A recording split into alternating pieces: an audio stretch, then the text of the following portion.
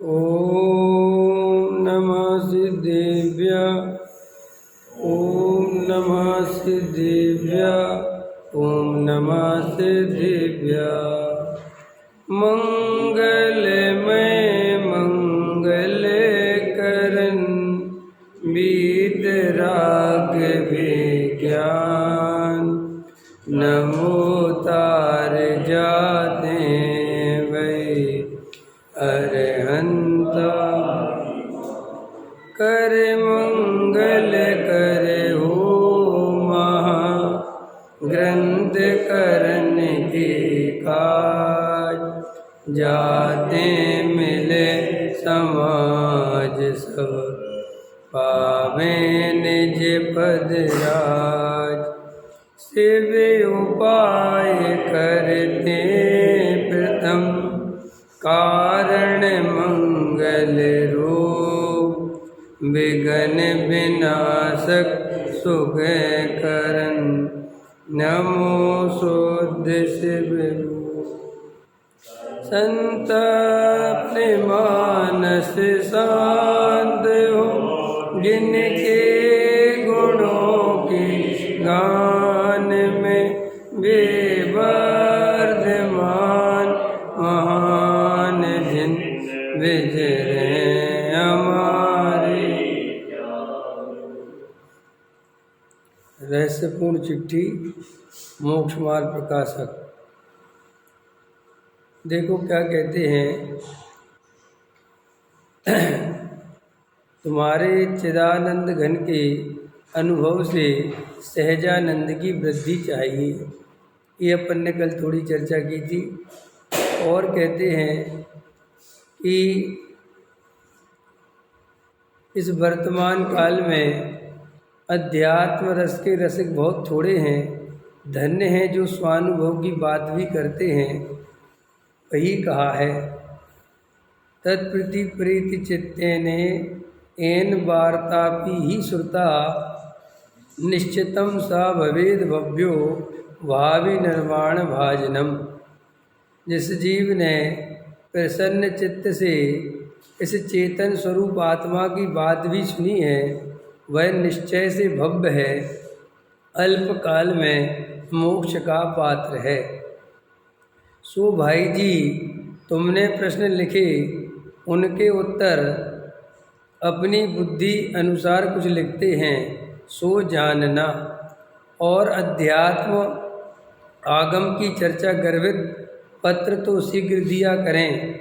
मिलाप तो कभी होगा तब होगा, और निरंतर स्वरूपानुभवन का अभ्यास रखोगे जी। श्री अस्तु। देखो क्या लिखते हैं, क्या कहते हैं उस समय की परिस्थितियों के हिसाब से।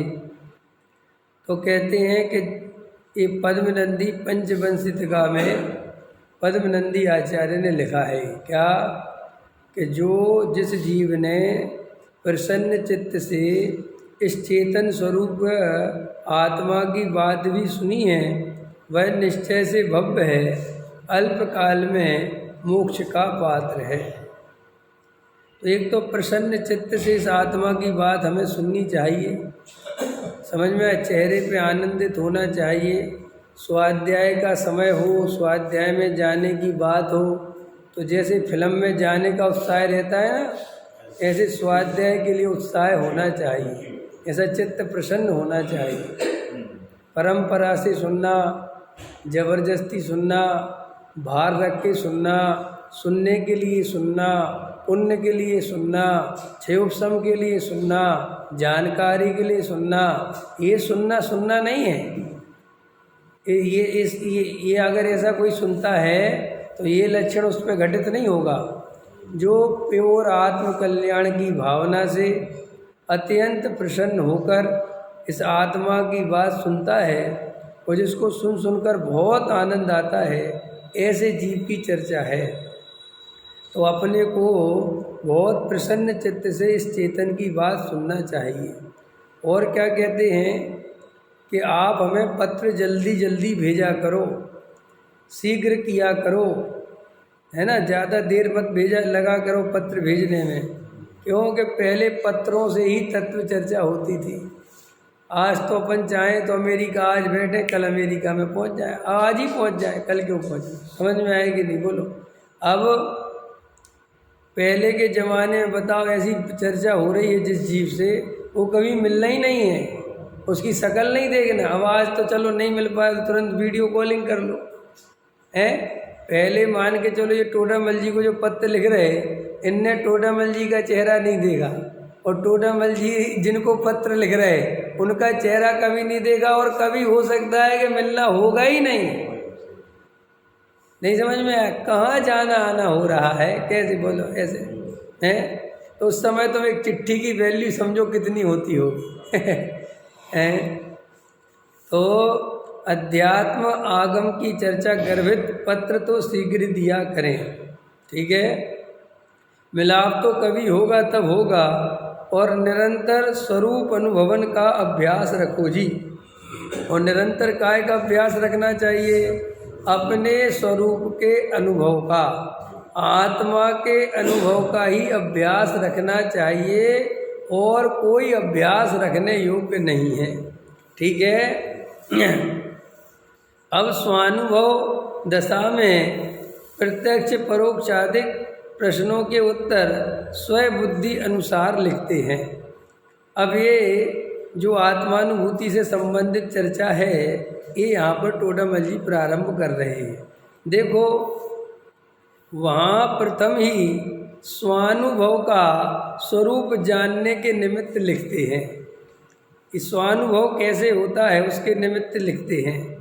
जीव पदार्थ अनादि से मिथ्या दृष्टि है, वहाँ स्वयं पर के यथार्थ रूप से विपरीत श्रद्धान का नाम मिथ्यात्व है, तथा जिस काल किसी जीव के दर्शन मोह के उपशम क्षयोपशम से स्वयं पर के यथार्थ श्रद्धान रूप तत्वार्थ श्रद्धान हो, तब जीव सम्यक्ति होता है।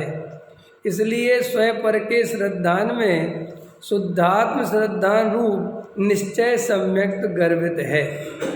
पहले नंबर पर कहते हैं जीव पदार्थ माने हम सब अनादि से मिथ्या दृष्टि है, समझ में आया? कॉमन है। और वहाँ स्वयं पर के यथार्थ रूप से विपरीत श्रद्धान का नाम मिथ्यात्व है। मिथ्यात्व किसका नाम है? विपरीत श्रद्धान। ये विपरीत श्रद्धान क्या है? जैसा वस्तु का स्वरूप है, हम सब हैं तो ज्ञान स्वभावी जीव तत्व, लेकिन अपने को मानते शरीर हैं। ख्याल में आया? ये पुद्गल द्रव्य और जीव द्रव्य दो भिन्न द्रव्य हैं, लेकिन हम इन्हें मानते एक हैं।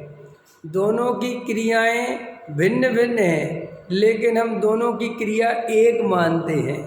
इसका नाम मिथ्यात्व है। आया में समझ में?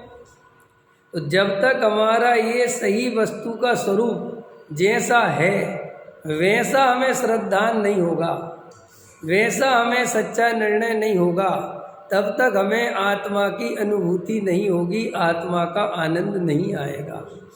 इसलिए जिन लोगों को ऐसा लगता है कि आत्मा में आनंद आता तो नहीं है, आत्मा दिखता तो है नहीं, आत्मा में कोई आनंद समझ में आता नहीं, तो भैया मिथ्यात्व रहेगा तो आनंद आत्मा का समझ में नहीं आएगा। जब अपन अपने को शरीर मानेंगे, और शरीर मानते ही सारा सुख पर पदार्थ में दिखाई देता है। आया? तो इसलिए पहले नंबर पर जैसा वस्तु का स्वरूप है वैसा श्रद्धान करना हमारा कर्तव्य है, वो पहला पुरुषार्थ है। तो क्या कहते हैं? वहाँ स्वयं पर के यथार्थ रूप से विपरीत श्रद्धान का नाम मिथ्यात्व है। ये है असली बात। ये विपरीत श्रद्धान हटाना है अपने को। ये नहीं हटेगा तो बात नहीं बनेगी। और ये हटता कैसे है? ये सब लिखेंगे इसमें, देखो। तथा जिस काल किसी जीव के दर्शन मोह के उपशम क्षयोपशम से स्वयं पर के यथा श्रद्धा रूप तत्वा श्रद्धान हो, तब जीव सम्यक्ति होता है। अब जिस काल में जिस काल में अब ये काल की अपेक्षा ले लिया और कर्म की अपेक्षा ले लिया। कर्म में दर्शन मोह का उपशम छह उपशम, ये 3 प्रकार से कर्म का हो। स्वयं पर के यथार्थ श्रद्धा रूप तत्वार श्रद्धान हो तब जीव सम्यक्ति होता है। ऐसे तो जीव सम्यक्ति होता है। इसलिए स्वयं पर के श्रद्धान में शुद्धात्म श्रद्धान रूप निश्चय सम्यक्त गर्भित है। तथा यदि स्वयं पर का श्रद्धा नहीं है और जिन मत में कहे जो देव गुरु धर्म उन्हीं को मानता है, वह सप्त तत्वों को मानता है, अन्य मत में कहे देव आदि व तत्व आदि को नहीं मानता है, तो इस प्रकार केवल व्यवहार सम्यक्त से सम्यक्ति नाम नहीं पाता। इसलिए स्वयं पर का भेद विज्ञान सहित जो तत्वार्थ श्रद्धान हो उसी को सम्यक्त जानना। ठीक है, ये देखो क्या कह रहे हैं, देव गुरु धर्म को उन्हीं को मानता है, वह 7 तत्वों को नहीं मानता। ठीक है, अन्य मत के कहे देवादिक को नहीं मानता। हाँ, सब मानता है, पढ़ता है तो मानता है कि 7 तत्व हैं। हम सब भी 7 तत्व को मानते हैं कि 6 तत्व को मानते? 7 को मानते ना। अब ध्यान देना इस लाइन पे। अब ये जो लाइन है व्यवहार सम्यक्त वाली, जो ये भी व्यवहार सम्यक्त नहीं है, इस लाइन पे भी कितने जैनी खरे उतर रहे। अगर अपन खाली अभी निश्चय सम्यक्त तो छोड़ो, अभी ये बाहर में ही कितना गड़बड़ घोटाला है। मैं तो ये सोचता हूँ कि असली जैन धर्म तक पहुँचना कितना कठिन है वास्तव।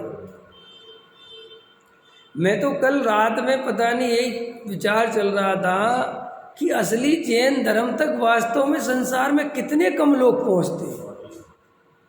अभी जैसे मान के चलो, इतने सारे अधिकतर संत साधु हैं, इतने त्यागी वृत्ति हैं, श्वेतांबर हैं, दिगंबर हैं, इतनी समाज है, इतनी संस्थाएं हैं, इतने कार्यक्रम हैं, उसमें भाई साहब सोचो विचार करो तो ये वाली लाइन भी घटित नहीं हो रही है, देव गुरु धर्म वाली।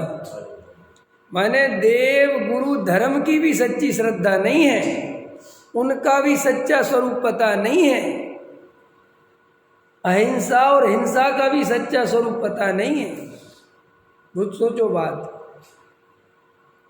अभी तो लोग गीत मिथ्यात हो रहे, क्या क्या कर रहे, नाच रहे, कूद रहे, धर्म के नाम पर कितना आडंबर कर रहे है ना, नाच रहे, कूद रहे, बजा रहे, यही कामों में लगे हुए। बताओ, मैं तो अगर अपन ध्यान से देखें तो बताओ कितने कम जीवों को देव शास्त्र गुरु का स्वरूप पता है, कितने जीवों को 7 तत्वों के नाम पता है। बताओ, अपन कहते कि पंचम काल में या कोई से भी काल में विचार करें तो ये तत्व वास्तव में कितना दुर्लभ है। अब उन सब जीवों की तरफ देखा करो और फिर अपनी तरफ देखा करो तो समझ में आएगा हम कितने छटके कहाँ तक पहुँच गए। और उसके बाद भी हमें अपनी महिमा नहीं आती है, हमें उन अज्ञानियों की महिमा आती है। तो हमसे ज़्यादा मूर्ख संसार में कोई नहीं है। नहीं समझ में आया? अरे बहुत पैसे वाला हो गया कोई आदमी, कुछ हो गया, कुछ हो गया, कुछ हो गया, और बेचारा गृहीत मिथ्या दृष्टि है। बता उसके पास क्या है, भिखारी से भी बड़ा भिखारी है वो। मुकेश अंबानी वहाँ जाता है बालाजी के मंदिर में, फलाने मंदिर में, तो भीख मांगने ही तो जाता है। तुम कितने बड़े सम्राट हो, हम कितने बड़े सम्राट हैं कि हम किसी के सामने भीख नहीं मांगते। बोलो मांगते हो आप में से कोई? अपन को तिजारा ले चलो, महावीर जी ले चलो, पदमपुरा ले चलो, कहीं ले चलो, अपने मुंह से निकलता है भगवान मेरे को दुख कष्ट हर लो। तो अपने से बड़ा सम्राट है कौन? तुम अपने आप को दुनिया का सबसे बड़ा सम्राट अनुभव। सम्राट कहते किसे हैं? जिसके सामने सब मांगते हैं वो किसी के सामने नहीं मांगता, वही तो सम्राट है। याचक नहीं हो। एक बार अकबर का एक दोस्त था, अभी मेरे नाम उसका निकल रहा है दिमाग से, लेकिन वो अकबर उसे अपना दोस्त मानता था और वो एक गांव में रहता था और गरीब था, माने ज़्यादा पैसे वाला नहीं था। और गांव पे कोई पानी का संकट आ गया, पानी नहीं था वहाँ गाँव में। तो गांव वालों ने कहा कि अरे भैया अकबर तो जो सम्राट है, राजा है, वो तुम्हारा दोस्त है और इस समय उसी की सब कुछ चल रहा है। अगर तुम एक बार चले जाओ और एक बार उसको बोलाओ तो बहुत काम हो जाएगा गांव का। तो उसने कहा कि देखो भैया, मैं तो किसी के सामने मांगना मेरे तो बस की नहीं। बोले तुम्हारा दोस्त है, मांगना क्या है, बोलना है। समझ में आया? वो तो उसको कहा तो वो कहने लगा ठीक है, चला गया सुबह सुबह। और सुबह सुबह गया तो वहाँ पता चला कि अकबर जो है नमाज पढ़ने गया हुआ है। तो उसने पता करा कहाँ पढ़ रहा है, बोले यहीं पढ़ रहे हैं, तुम भी चले आओ। तो उसने कहा चलो मैं भी पढ़ लूँगा। समझ में आया? तो वो पीछे खड़ा हो गया। तो अकबर नमाज करके बोलता है कि हे अल्लाह, मेरा राज और बड़ा कर दे।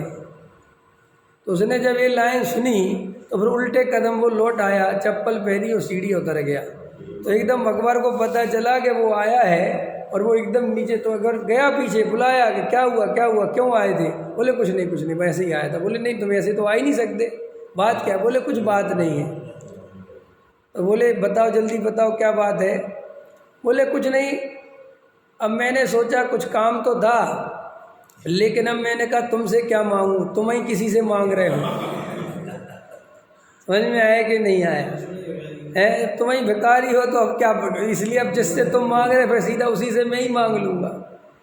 तो कहने का मतलब ये है कि तुम अभी अपनी महिमा पहचानो। हमारे पास कम पैसा है, हमारा छोटा मकान है, हमारे पास बहुत रुपया पैसा, लेकिन हम सम्राट हैं। हम किसी भगवान के सामने गिड़गिड़ाते नहीं हैं, हम किसी सेठिया के सामने गिड़गिड़ाते नहीं हैं, अपन सम्राट हैं। भाई दुनिया सम्राट बनने के लिए कितनी मेहनत करती है, तुम तो बने बनाए सम्राट हो। ऐसा फील करो तो कॉन्फिडेंस से भर जाओ, बिल्कुल ऊपर निकल जाए तुम्हारा कॉन्फिडेंस।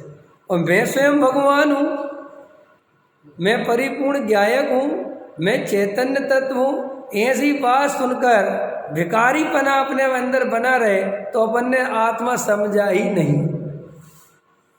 आया समझ में मैं क्या कह रहा हूँ? अरे लोग तिजारा में जाके, पदमपुरी में जाके क्या कर रहे हैं, मांग रहे हैं। अभी हम थे ना पदमपुरा में, ऐसे चक्कर लगाते हैं डर डर डर डर। समझ में आया? तिजारा जाओ, कहीं पे जाओ, क्यों मांगते? सब मांग रहे बेचारे। तो बड़े से बड़े सम्राट भी भिखारी हैं, और जिनने समय सार समझा, आत्मा समझा, वे ही असली सम्राट हैं, वे ही राजा हैं, वे ही भगवान है वास्तव में। हम सबको अपनी महिमा बहुत आनी चाहिए। क्यों आनी चाहिए?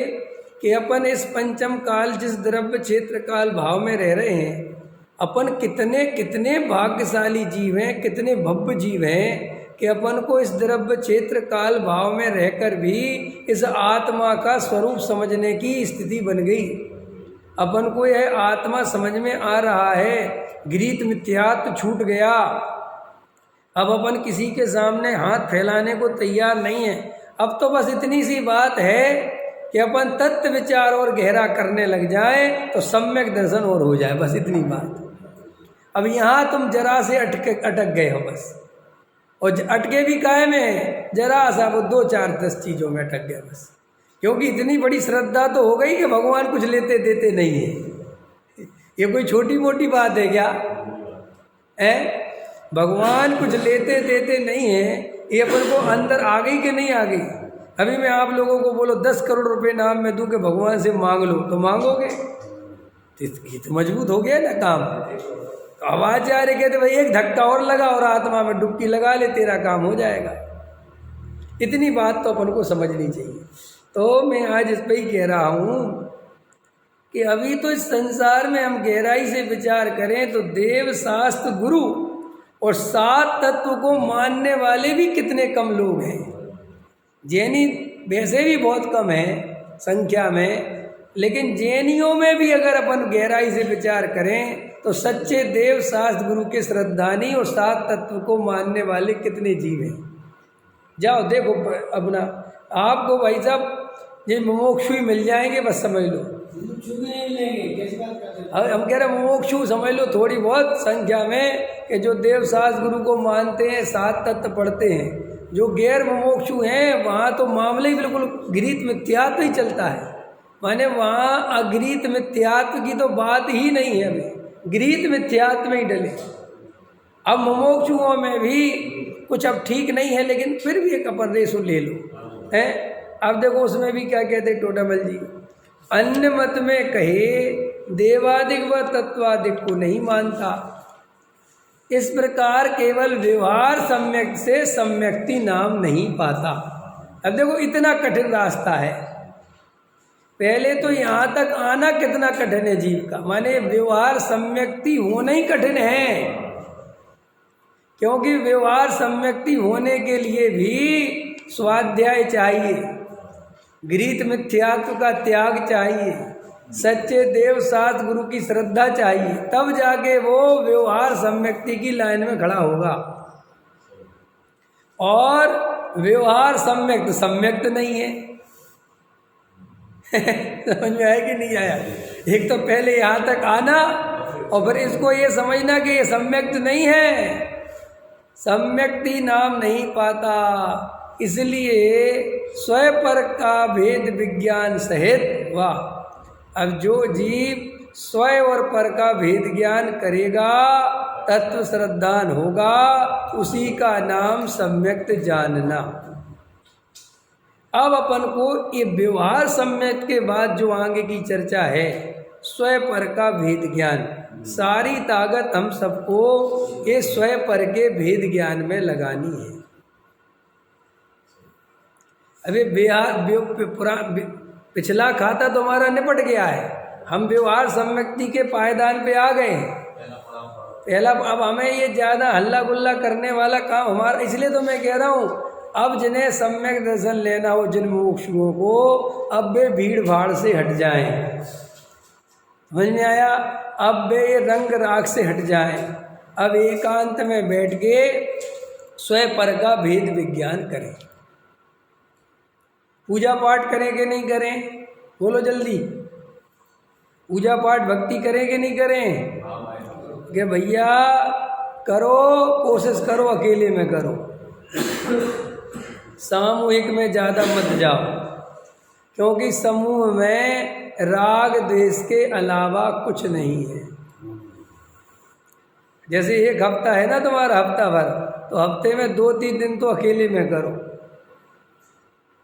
कि मतलब अब अपन को तैयारी करनी है ना। देखो किसी को भला बुरा लगे उसके लिए नहीं बोल रहा मैं तो सिर्फ इसलिए बोल रहा हूँ कि अगर हम अपने स्वपर के भेद ज्ञान के लिए एकांत में टाइम नहीं निकालेंगे तो ये काल अवसर चला जाएगा, ये व्यवहार सम्यक्ति रह के रह जाएंगे अपन, और चला जाएगा ये भाव।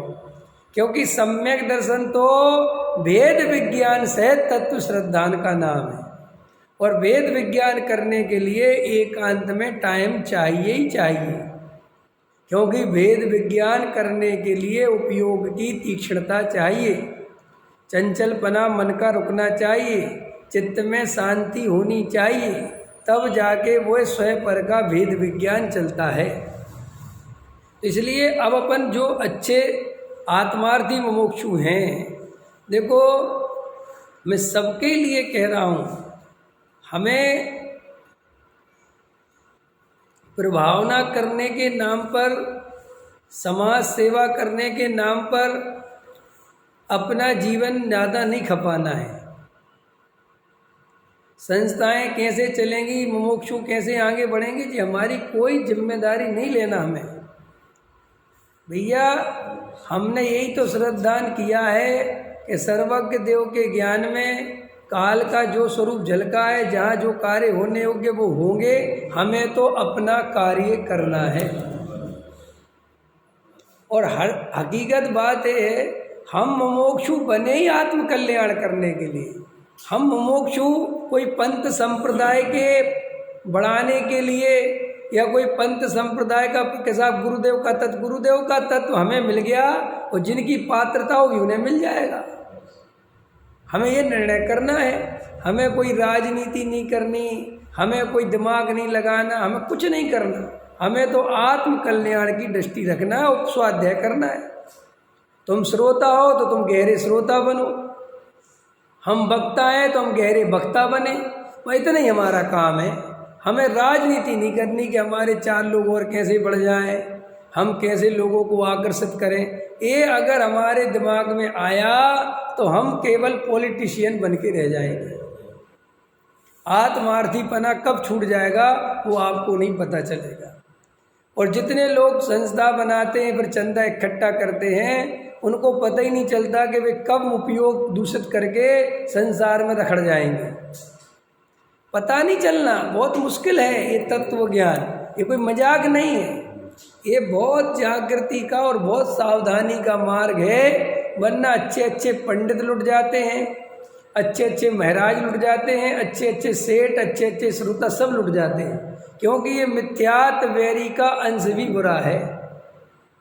और हमें संसार की रुचि बहुत गहरी है, इसलिए हमें तो धर्म के क्षेत्र में इतना ईमानदार हो जाना है कि हम प्रवचन में आए तो सिर्फ अपने लिए, कौन आया कौन नहीं आया, किसने क्या समझा, ये अहंकार का पोषण मत करो। अरे ये हमें तो कुछ समझते ही नहीं है, अरे रमेश जी तो कुछ समझते ही नहीं है, ये आप बोल रहे हो, ये तीव्र कसाय का लक्षण है, क्योंकि आप हम इससे अपने अहंकार का पोषण करते हैं। स्वाध्याय में सिर्फ अपने लिए आओ, सिर्फ अपने कल्याण के लिए। मेरे पास जितने श्रोताओं के कभी कभार फोन आते हैं, वे अपनी परिणति की बात नहीं करते, वे दूसरे के, दूसरों को समझ में नहीं आ रहा, दूसरे को समझते ही नहीं, क्या करें, लोगों को कुछ पता ही। अरे भाई तुम दूसरों का कह के अहंकार पुष्टि क्यों करते हो? तुम्हें समझ में आ गई, तुम इसका आनंद भोगो ना। तुम तो मुझसे ये कहो कि पंडित बहुत आनंद आ रहा है, ऐसा आनंद तो हमने कभी भोगा ही नहीं, ऐसा आत्मा तो हमने कभी अनुभव किया ही नहीं, मज़ा आ गया साहब, बहुत बहुत धन्यवाद। ये बात करो। पड़ोसी की निंदा करते हो, पड़ोसी की बुराई करते हो, इस बात से मुझे पता चल जाता है कि अभी अहंकार गया नहीं। हम किसी की बुराई जो करते हैं, और ये बात बोलने में बहुत मज़ा आता है कि किसी को कुछ पता नहीं, इसलिए कि इससे अपन को बहुत मज़ा आता है, अहंकार पोस्ट। लेकिन अहंकार की बात नहीं, अपनी महिमा होनी चाहिए, अहंकार नहीं। ये साहब इसमें क्या अंतर है?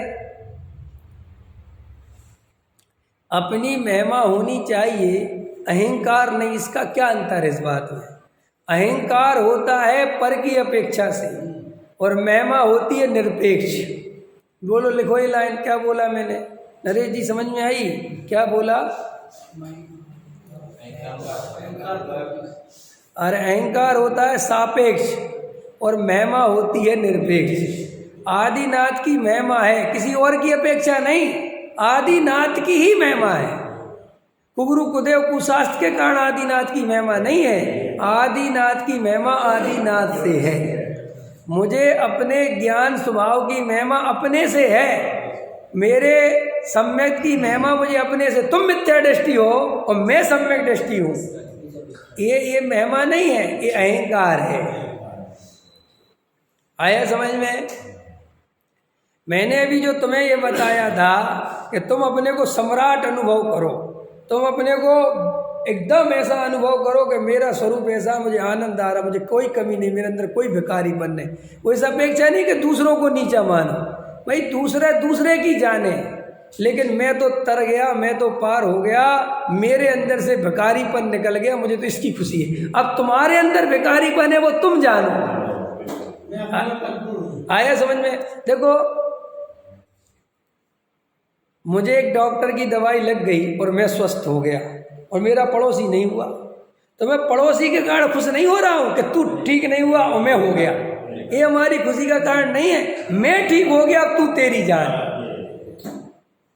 आया समझ में? उदाहरण समझ में आ गया कि नहीं? भाई मुझे दवाई लग गई और मैं ठीक हो गया, कि साहब मैं तो नहीं हुआ, भाई तेरा मुझे पता नहीं, मैं तो, मुझे तो बहुत आनंद आ रहा। लेकिन वो ये कहे कि मुझे तो बहुत आनंद आ रहा, तू ठीक नहीं हुआ और मैं हो गया। ये तो कसाई का लक्षण है। समझ में आया? मैंने मैं करोड़पति बन जाऊं, बढ़िया बने हो करोड़पति, कोई बात नहीं, लेकिन पड़ोसी गरीब है, इसलिए तुम्हें अपने करोड़पति होने का मजा आता है, ये अहंकार है। और इससे क्या होता है? इससे अहंकार का क्या प्रभाव है कि तुम दूसरे को कीड़ा मकोड़ा समझते हो। अहंकार का ये लक्षण है। आया समझ में? अगर मैं करोड़पति अरबपति हूँ और मुझे उसका अहंकार नहीं है, तो मेरे दरवाजे पे कोई भी आएगा, मुझे कीड़ा मकोड़ा नहीं दिखेगा, मुझे वो पूरा मनुष्य दिखेगा, और मेरा उसके साथ व्यवहार मनुष्यों जैसा ही होगा। तो इस बात का लक्षण है कि मुझे अहंकार नहीं है। आया समझ? और मेरे को अगर अहंकार होगा और गरीब आदमी आया तो मुझे बदबू आएगी, और अमीर आदमी आया तो मुझे खुशबू आएगी। ये अहंकार का लक्षण है।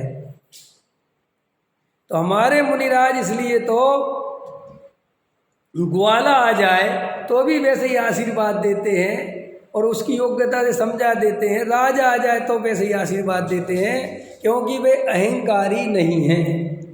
और हमारे अंदर अहंकार होता है तो हम आदमी को देखकर व्यवहार करते हैं। करते कि नहीं करते? बोलो। एक सामान्य आदमी हमारे पास खड़ा हो और हमें पता नहीं कि ये करोड़पति है, तो हमारा व्यवहार अलग होता है। इतने में किसी ने आके कहा कि आप इनको जानते हैं, कौन है? नहीं, हम तो नहीं जानते, ये फला फला कंपनी के मालिक हैं, बहुत बड़े सेठ हैं। तो देखो आपका व्यवहार तुरंत चेंज हो जाता है। ऐसा चेंज क्यों हुआ? क्योंकि आप अपने को भी पर पदार्थ से नापते हो और दूसरे को भी पर पदार्थ से नापते हो। तो पहले अंदर तो अपने अंदर अपने को अहंकार नहीं आने देना है। अपनी महिमा पूरी रहनी चाहिए। अपनी महिमा इतनी रहना चाहिए कि हमारे सामने अंबानी भी खड़ा हो जाए तो हमारे अंदर दीनता का भाव नहीं आए। अहंकार में वो एक ये भी बीमारी है कि अहंकार फूलता भी है बलून की तरह और फूटता भी 1 सेकंड में। ये फूटता कैसे? ये भी सेठ जी अहंकार से बड़े वो दिख रहे थे और इतने में उनका बाप आ गया, उनसे बड़ा आ गया तो फूट गए। आया समझ में? लेकिन जो आत्मार्थी है, जो ज्ञानी है, ना वो फूलता है और ना वो पुचकता है। समझ में आया? एकदम नेचुरल खड़ा रहता है। उसके सामने करोड़पति खड़ा कर दो तो वो कहता है जय जिनेंद्र, और उसके सामने गरीब आदमी खड़ा कर दो तो वो कहता है जय जिनेंद्र। वो उन दोनों से ही प्रभावित नहीं होता। दीन आदमी के सामने अहंकारी नहीं बनता और बड़े आदमी के सामने दीन नहीं बनता। ये सम्यक दृष्टि का लक्षण है। और ये अपने अंदर क्वालिटी पैदा करो। किसी का कितना ही बड़ा मकान दिखा रहा हो, वो तुम्हें हवेली हो, तो भी तुम्हें पुद्गल के अलावा कुछ नहीं दिखना चाहिए, कुछ होना ही नहीं चाहिए तुम्हें। माने वो ये परेशान हो जाए कि ये मेरे मकान से प्रभावित ही नहीं हो रहा। कोई तुम्हें बहुत बड़ी गाड़ी दिखा रहा, अच्छी बढ़िया है, समझ में आया कि नहीं आया? लेकिन तुम्हें, और तुम उसके जा के अरे ये तो बहुत अच्छी है, इसके ऐसे फीचर काम करते हैं क्या, उसको यही तो चाहिए था, तब तो उसका अहंकार पुष्ट होगा। समझ में? कभी भी तुम्हें बड़े आदमी की तकलीफ देखनी हो, वो कोई बहुत भावों से कोई बहुत बड़ी चीज़ दिखा रही हो और तुमको देख लिया, ठीक है, तो उसको इतनी चोट लगती कि पूछो मत। समझ में आया कि नहीं आया? क्योंकि वो उसी की दम पे तो जी रहा है कि तुम उसकी चीज़ को निहारो। समझ में आया कि नहीं आया? वैसे आदमी नहीं बुलाता, लेकिन कोई बड़ा मकान बना ले तो वो बुलाता है, आओ आओ। वैसे नहीं बुलाता वो, लेकिन अगर बड़ा बड़ा मकान बना ले, हवेली बना ले, आओ आओ, वो काय के लिए आओ आओ होता है कि हमारी चकाचौंध देखो तुम कि हमने क्या किया है। मैं तो कभी कभी जाता हूँ, अभी प्रवचन वगैरह कहीं जाते हैं तो भोजन करने जाते हैं ना कहीं, तो जिनका नॉर्मल घर है वो नहीं दिखाते, वो तो वहीं से भोजन करके कहते ठीक है पंडित साहब जय जिनेंद्र। लेकिन जिनका थोड़ा लंबा चौड़ा घर है, समझ में आया, थोड़ा बड़ा रुतबा है, वे जरूर कहते आओ पंडित जी आपको अपना घर दिखाने। तो मैं कहता हूँ घर क्या देखना, मेरी मुंह से निकलता है घर क्या देखना। घर कोई देखने की चीज़ है, वो तो रहने की चीज़ है। कोई घर कोई देखने की चीज़ है भाई रहना तुझे है, तू देख, मुझे तो इसमें रहना नहीं, मैं देख के करूँ क्या है? अब किसे लेकिन ऐसा कहूँगा रहने दोगे तो देखूंगा। तो कहेगा पंडित जी अब नहीं दिखाना। तो दिखाएगा नहीं तो दुख की बात थोड़ा ही है, नहीं दिखाए, हमें देखना क्या है? आप समझ रहे? तो अहंकार होता है सापेक्ष और महिमा होती है निरपेक्ष। ठीक, तो अपन को अपनी महिमा तो होनी चाहिए, खूब महिमा होनी चाहिए, लेकिन अपन के अंदर अहंकार नहीं होना चाहिए। कई लोग महिमा को अहंकार समझते हैं, एक बार कोई बात चल रही थी, मुझे ध्यान नहीं, तो बोले भगवान के सामने ऐसा नहीं बोलना चाहिए कि मैं स्वयं भगवान हूँ। बोले अहंकार का लक्षण है।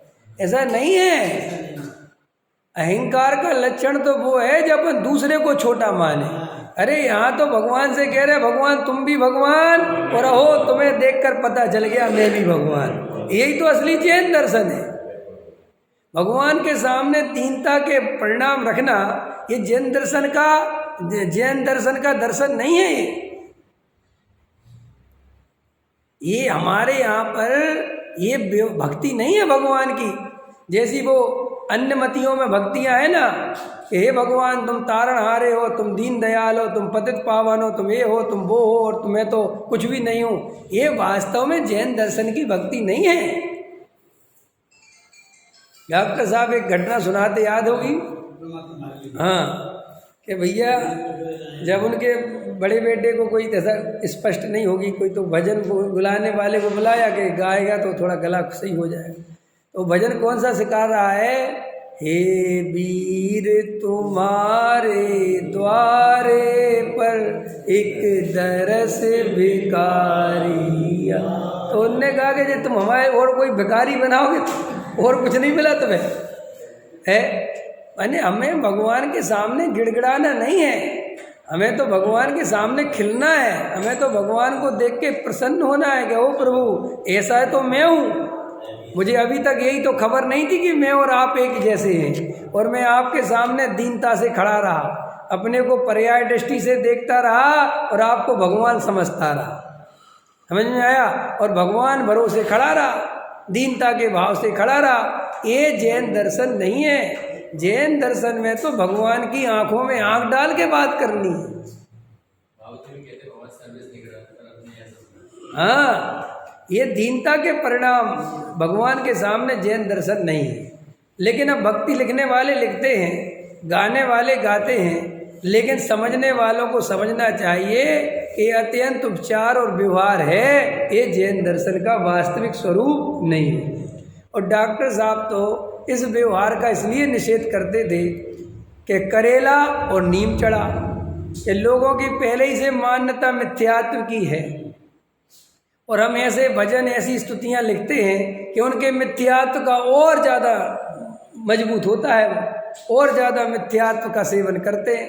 क्योंकि हे दीन पंथी सरपति करुणा निधान जी, अब मेरी बता क्यों न हरो बार क्या लगी। अब वो परो पूरी स्तुति, उसमें भगवान को कर्ता बताया है, जो जैन दर्शन में है ही नहीं, स्वरूप ही नहीं है। लेकिन खूब पढ़ी जाती है, खूब सुनाई जाती है, और उसका अर्थ कितने समझते हैं वो तो भगवान ही जाने। हैं, द्रौपदी को चीर बढ़ायो, सीता का कमल रचायो, अंजन से कियो अकामी, दुख मेटो अंतर्यामी। हाँ, अपुत्र को भले पुत्र की ने, अभी ये सब लिखा है। अब लिखने वाले लिख गए, क्या कर सकते हैं हम। लेकिन देखो जगत में वे स्तुतियाँ सबसे ज़्यादा फेमस हुई जिनमें याचना थी,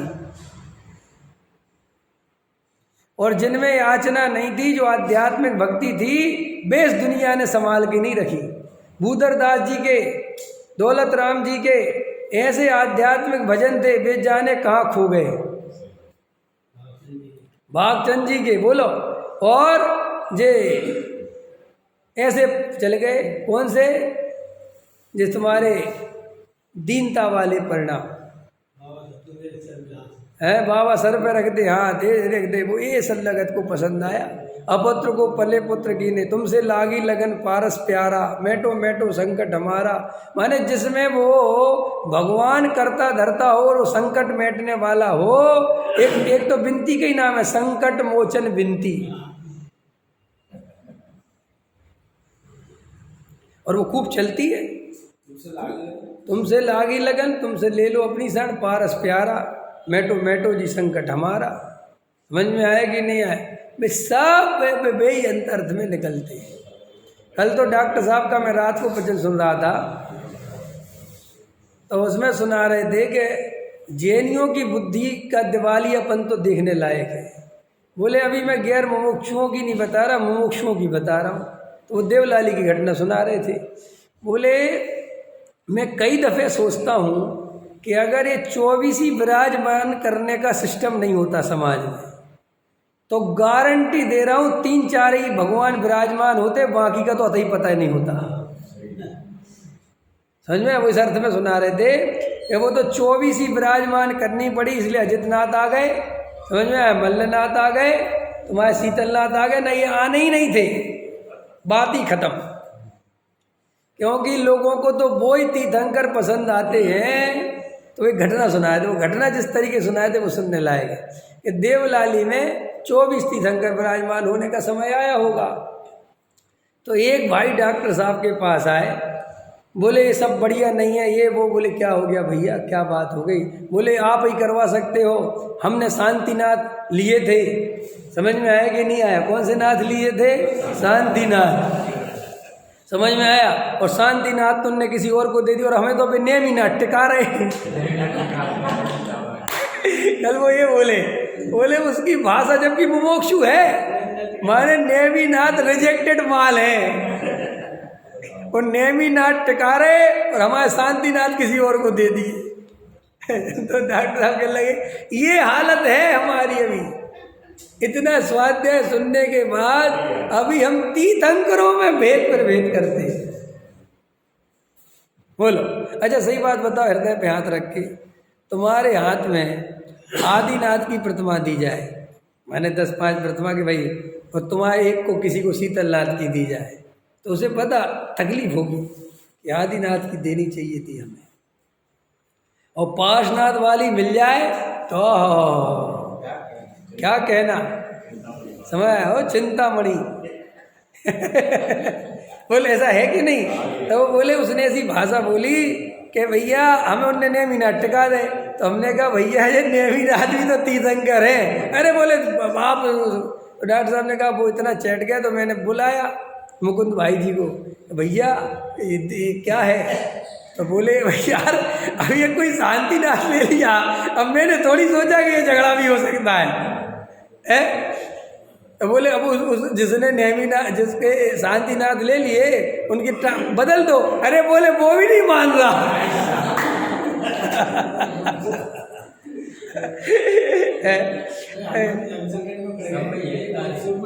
हाँ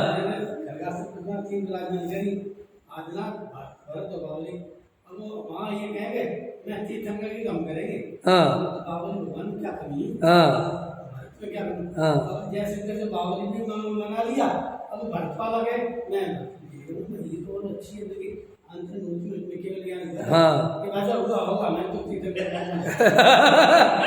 देखो ये सामने आ रही ना, क्योंकि ये जो आयोजक वगैरह होते हैं इनके सामने चीज़ें आती हैं, तो अपने को ये सब विचार करना। तो डॉक्टर उसमें ये ले रहे थे कि देखो तो हमारी बुद्धि का दिवालियापन कि हमने तीर्थंकरों में तो भेद खड़े कर दिए और देव और आत्मा का भेद ज्ञान करा नहीं। अगर इसकी जगह देव और आत्मा का भेद ज्ञान करा होता तो अभी तक सम्यक दर्शन हो गया होता। जो असली भेद है वो तो भेद करता नहीं, और जहाँ कोई भेद ही नहीं है वास्तव में वहाँ भेद करके खड़ा है। बताओ जैसे डॉक्टर साहब ले रहे थे कि जैसे वो शांतिनाथ के लिए अड़ा था, काश ऐसा देव और आत्मा के भेद ज्ञान में अड़ गया होता तो मुक्ति में चला गया होता। अरे अपन को भी पता नहीं, अपन बच्चे हैं, बच्चे बड़े हुए ही नहीं। बच्चों से ज़्यादा स्थिति खराब है अपनी, बच्चों से ज़्यादा। अभिषेक करते हैं ना तो देखना बच्चों जैसी हालतें हैं। उनने ज़्यादा जल डाल दिया, हमें कम डालने दिया, खुद ने तो पूरे कलश डाल लिए, बताओ हमसे डलवाए नहीं। ये सब अपने दिमाग में अभिषेक होते समय चलता है। और अपन वीतरागता के उपासक हैं, अपन को एक तरफ दूसरे तरफ का करता धरता नहीं है। ये बात सुनी अपन ने, और वहाँ जल कम ज़्यादा चढ़ाने में लगे। चांदी की कटोरी, सोने की कटोरी, इन चक्करों में उलझी जैन समाज। और ऐसे ऐसे कुछ पंडित भी हैं कि वे चढ़ाते हैं 3 लोग के नाथ, ओहो उनका तुम स्टील की कटोरी से अभिषेक करोगे। ऐसे कोई पंडित भी हैं, और वे पंडित समाज को इतने अच्छे लगते हैं कि कितनी देव सासगुरु की महिमा है। मैं उसी पंडित से कहना चाहता हूँ, एक कटोरी अपनी तरफ से दे के तो दिखा चांदी की। सो तो कभी देता नहीं। कौन से पंडित ने दिया आज तक? कितने पंडितों ने दान दिया? चढ़ जा बेटा सूली पे, भला करे भगवान। चांदी की कटोरी देंगे अरे बहन जी, पुण्य लगेगा विवेक जी। ऐसे चल रहा, ऐसे नहीं चल रहा। कई मैं ऐसे पंडित विद्वानों को जानता हूँ, स्टेजों पे आके बोलते रहेंगे 3 लोग के नाथ हैं, इनका बहुमान ऐसा होना चाहिए, वैसा होना चाहिए, ऐसा होना चाहिए, वैसा होना चाहिए, और खुद पीठ दे के बैठा भगवान को। कुछ होश ही नहीं है उसे, और क्या क्या भगवान के सामने अनाप शनाप शब्द बोलता रहता है।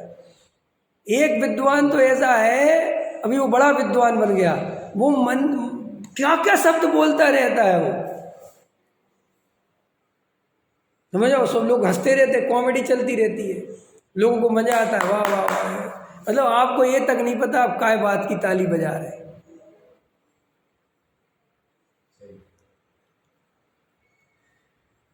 मर जा नाश के मिटे।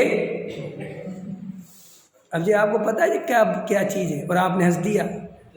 कितनी बड़ी गाली है पता है तुम्हें? और तुम देव सद्गुरु के सामने हंस के बोलते हो, कॉमेडी चलती है।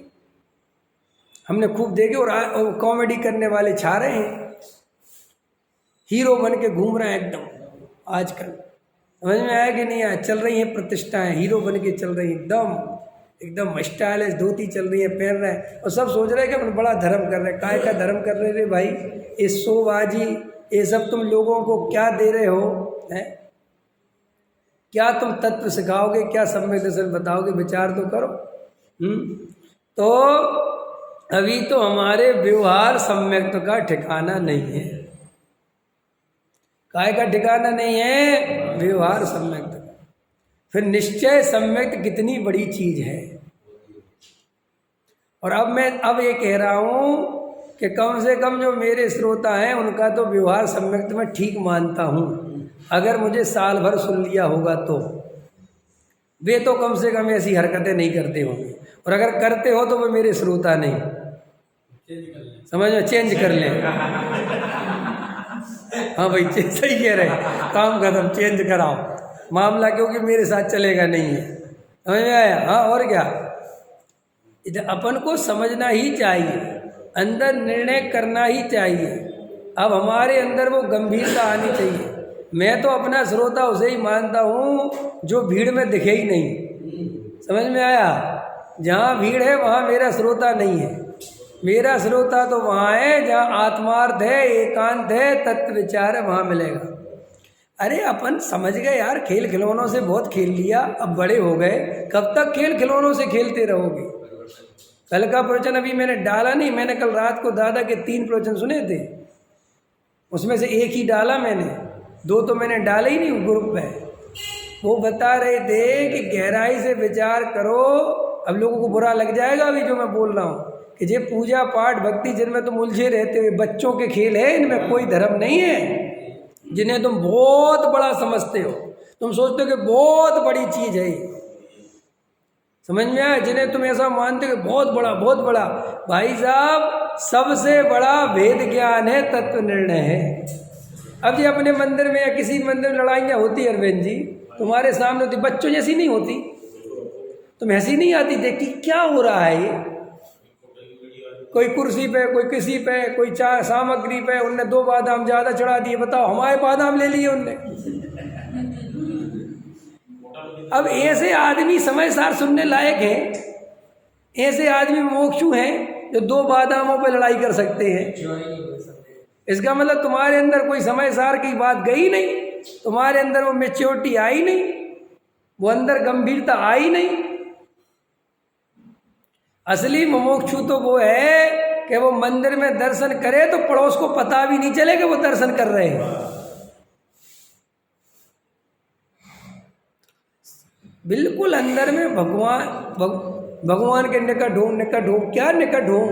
जहाँ से वीतराग मुद्रा दिख जाए वही निकटता है बस। और वहाँ की निकटता से नहीं, यहाँ की निकटता करो, अंदर की वीतरागता को प्रकट करो। वहाँ की तो कुछ है ही नहीं, अंदर वीतरागता तो मुझे होना है भैया। वे तो वीतरागी हो गए, राग देश मुझे छोड़ना है, उन्हें नहीं छोड़ना है। तो ये भगवान के निकट और छूने का राग, स्पर्श करने का राग, सिर पे उठाने का राग, और इस पे लड़ाई झगड़ा करना, ये तो बच्चों के खेल हैं बिल्कुल। वही भगवान को सिर पे रखने से कोई पुण्य नहीं बनता है भाई, वो तो क्रिया है, वो तो जड़ की। पुण्य तो तुम्हारे परिणामों की निर्मलता और अभिप्राय की निर्मलता से बनता है, अगर बनता भी है तो। डॉक्टर साहब कितना समझाते हैं कि भैया जो सरकार का न्याय है, जो सरकार में सजा की व्यवस्था है, जैन धर्म की वो व्यवस्था नहीं है। सरकार तो मर जाए कोई तो सजा देती है, जैन धर्म तो कहता मारने का भाव किया काम खत्म, मारने तक की तो बात ही नहीं है। मैंने ट्विंकल को मारने का भाव किया तो हो गया काम, हो गया बंद, बस खत्म। ऐसे ही बचाने का भाव किया वो हो गया। हमने भगवान को ऐसा देखा वो बंद गया पुण्य। कोई वो उठा लेंगे और अपना कर लेंगे और आगे रख देंगे और सबसे पहले हम ही रख देंगे और रोज रख देंगे तो तुम्हें पुण्य। अरे वो तो व्यवस्था है, उसमें काहे का पुण्य और काहे का पाप। लेकिन इन्हीं चीज़ों पे लड़ते रहते हैं लोग। लड़ते कि नहीं लड़ते? समाज में लड़ाइयाँ काय बात पे हो रही? कोई भेद ज्ञान पे लड़ने वाला आज तक नहीं मिला कि नहीं भेद ज्ञान ऐसा होना चाहिए और दूसरा कहे कि नहीं ऐसा होना चाहिए। ऐसी बहस करते हुए मिले लोग? कोई ऐसा करते मिला कि कोई कह रहा कि मैं जब भेद ज्ञान करता हूँ मुझे ऐसी अनुभूति आती है, और तुम्हें कैसी आती है कि साहब मुझे ऐसी अनुभूति आती है, ये अनुभूति सही नहीं है। इस पर कोई चर्चा करते मिला? लेकिन ये प्रतिमा ऐसी सही नहीं है, ऐसे रखो, ऐसे करो। कपड़े तुमने कौन से कपड़े से लिया था, तुम ये कपड़ा लो, अब ये कपड़ा हटाओ, इन चीज़ों में ही लगे रहते हैं। तो एक तो व्यवहार सम्यक्त में उलझना नहीं, क्योंकि वो तो धर्म ही नहीं पहली बात। और व्यवहार सम्यक्त में अब सही सिस्टम बैठ गया तो अब निश्चय सम्यक्त के बाले में चलो। समझ में आया कि नहीं आया? अब हमें पंच कल्याणक नहीं देखना, पंच कल्याण अब अपना करना है। समझ में आया कि नहीं आया? उनके तो कल्याण हो गए, हमें अपने कल्याण पे ध्यान देना है। बोलो। सम्यक दर्शन की प्राप्ति के लिए हमें आत्मानुभूति करनी है और हमें सारा वस्तु का स्वरूप समझ में आ गया। अब अनुभूति किसी की जरूरत नहीं, दूसरे की। अब हमें कहीं नहीं जाना, ये निर्णय अपने को होना चाहिए। आया समझ में? तो इसलिए स्वयं पर का भेद विज्ञान सहित जो तत्वार श्रद्धान हो उसी को सम्यक जानना। क्या जानना? भाई ये सम्यक करना, स्वयं पर का भेद ज्ञान करना, बस वही सम्यक दर्शन है। तथा ऐसा सम्यक्ति होने पर जो ज्ञान पंच इंद्रिय व छठे मन के द्वारा क्षयोपम रूप मिथ्यादशा में कुमति कुश्रुति रूप हो रहा था, वही ज्ञान अब मति सुतरूप सम्यक ज्ञान हुआ।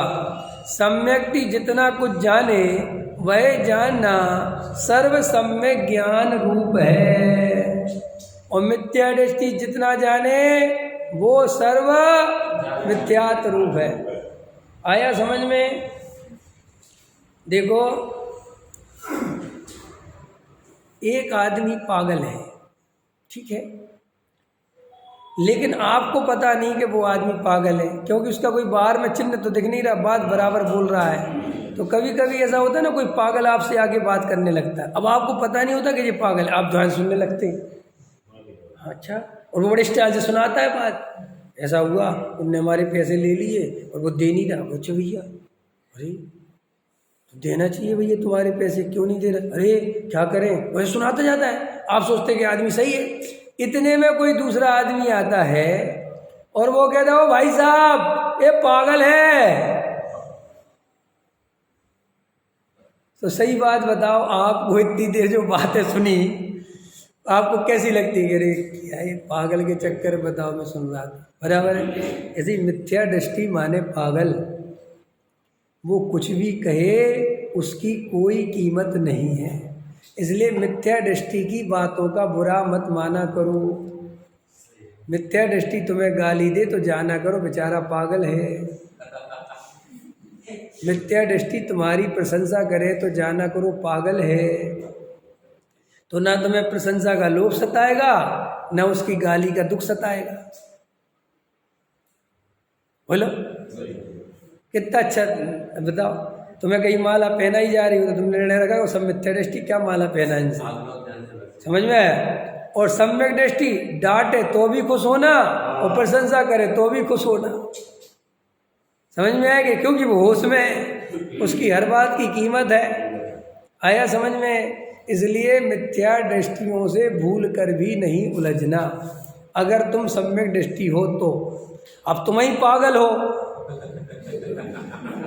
तो फिर जोड़ी अच्छी बननी है, फिर क्या दिक्कत है? एक बार नेहरू जी एक पागल खाना देखने गए, समझ में आया कि नहीं आया? तो जब अंदर गए तो पागलों से मिले, तो पागलों ने कहा कौन हो? बोले मैं देश का प्रधानमंत्री नेहरू। बोले वेरी गुड, रहो यहाँ इलाज हो जाएगा, ठीक हो जाओगे। बोले हम भी ठीक हो गए। अब क्या करें भाई ऐसे लोगों से?